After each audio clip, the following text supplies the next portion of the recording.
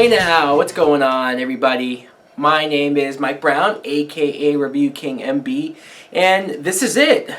I have reached the end of my Rocky watching with Rocky Balboa. This is the 6th Rocky film in this series. It came out in 2006. It is, of course, written, directed, and starred Sylvester Stallone, which is kind of how it should be. That 5th movie, he did not direct it. He wrote it, sure, but he didn't direct it, and you saw how I felt about that movie. This film, we meet Rocky after all of these years of being retired, and one of the first things you see is that Adrian has died. You could only imagine my face when I saw that. I was very upset. I out loud said, "She's dead?" What? You see Rocky at her gravesite leaving flowers, and of course he's still upset about it. They say it's been a few years. I think they said cancer. And his son, I guess, is too busy to ever come back around. That was upsetting as well. Talk about hitting me where it hurt right off the bat. And I instantly looked online and said, like, what happened? Did the actress, Talia Shire, not want to come back or something? Was there just something weird going on? And no, I guess there was an original script where the Adrian character was there and alive and well. But I guess Stallone, he came to a point where he didn't think there was enough emotional investment into the movie or into Rocky as a character. There wasn't anything there. So it was his decision just to kill the character off, and the actress approved it. She was okay with it. So how can I complain or argue? I will say this, though. As much as it sucked to not have her there, her presence, and just for that continuity, he might have a point with where you see Rocky at this stage of his life, and it's not so much that he's alone, he's upset. And it's an interesting way to start the movie off with him like that. I can admit that. You see that he's running this restaurant that he named Adrian, so that was nice. And it's also nice to see that he's not like broke or struggling. He has a pretty good restaurant that's doing well. So I'm like, okay, you know what? It's not like near as depressing as the 5th movie was.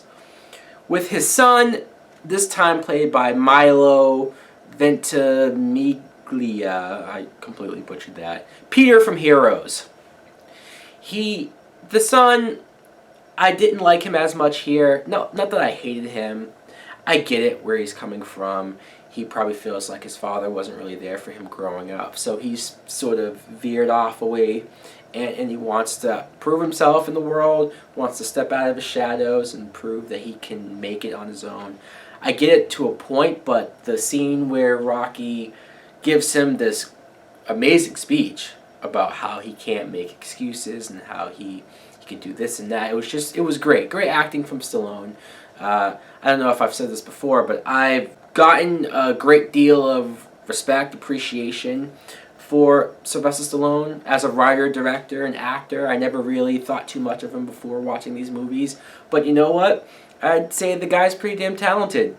Rocky runs into this woman at a bar, and we find out it's Little Marie. The character from the first movie, who I definitely remember him getting off of the streets, away from that bad group of guys, and telling her to stay away from them, stay off the drugs, don't be a whore and stuff. Just a great, memorable scene in that first movie. She's all grown up, and you see her develop, I guess, a friendship with Rocky. You could say maybe, possibly a relationship, but they never really go too far with it. I think that's what made me okay with what they had. You could tell there was some flirtiness. You could tell there was some attraction. I didn't even think it was weird that, he knew her back when she was 14, but he hasn't seen her since then. She's much older now. And I'm like, hey, maybe somewhere down the line, maybe it could work. I liked seeing him interact with her son. Even when he first saw the son, Steps, I guess he likes to call himself, and he didn't think that her son was the mulatto kid. He thought it was the white kid. And then when she said, no, it's my son's the other one, he's like, oh. And she's like, yeah, his father was Jamaican. He's like, oh, European, of course. Okay, so we killed the Adrian character off, but we kept Paulie around? I've never liked Paulie. I haven't. Maybe some people like him just because he's been there since the beginning and he's Adrian's brother, so I guess he's family. And I'm not saying that obviously, yeah, you're going to have characters in your life, people in your life who you won't really like, but you keep them around just because. So sure, he can represent that. I don't like him. The moment where Rocky's like, hey, you want to help me train and help me do this and that, and he's like, oh no, I'm too busy, I got this job and stuff. And then it's not until when he gets fired from the job to where he does come back around. He's a drunk and he's causing a scene at the restaurant. I'm just like, cut this guy off. Cut this bitch off. I'm sorry, but I can't put up with Paulie. The whole premise, though, of this fight is that you see ESPN, they simulate this computerized fight of Rocky in his prime and the current heavyweight champion, Mason Dixon. And you see Rocky win in the computer fight. So this gets people talking, like, what if these two fight each other? What would really happen? And Rocky himself is deciding maybe he should get back into it for like one last fight. And that's what this movie builds to, is a big fight between them. So I like that. I liked seeing Rocky actually train again, getting back into shape and just being motivated. And then even when you get to the fight, he more than hangs in there. I mean, this point where you think he's actually going to fucking beat this guy. And Mason Dixon's played by Antonio Tarver, who is a real boxer. So, I mean, he's not the greatest actor, but whatever. He did what he had to do. He was pretty much the cocky guy in his prime who had everything to prove because everybody thought he was a joke. But the fight again, I just like the fact that it wasn't that Rocky had to beat him. It wasn't that Rocky had to prove he was better. He just had to prove that he still had it, that he can last. Just like with the first fight with Apollo Creed. He proves that he can last with the heavyweight champion. A perfect way, I think, to end this series.